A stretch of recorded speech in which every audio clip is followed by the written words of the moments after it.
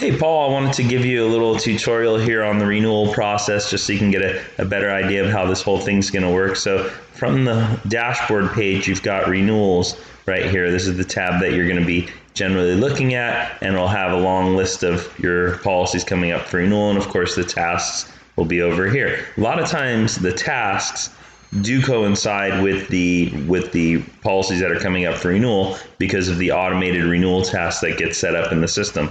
So if we can click on either of these, it's going to take us to somewhat the same place. This takes us to the task, and this takes us down to the policy, whereas this one here will take us from the home page over here. The renewal is going to take us straight into the policy.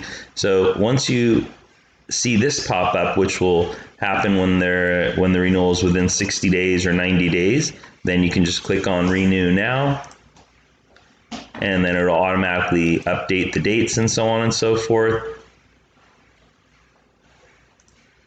Give it the status if you know what the premium is already, etc. You fill that in, you hit save, and then you're done. So now when you come back to the home page, the renewals are no longer there because it's been renewed.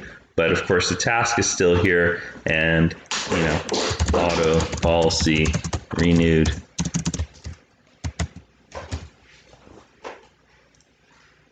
Done. So we can close this task. You could close it at the same time as you're making a note, but I forgot to do that.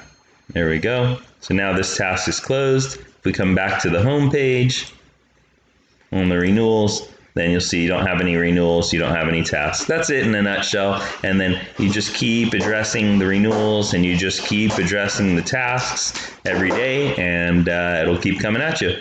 Thanks so much.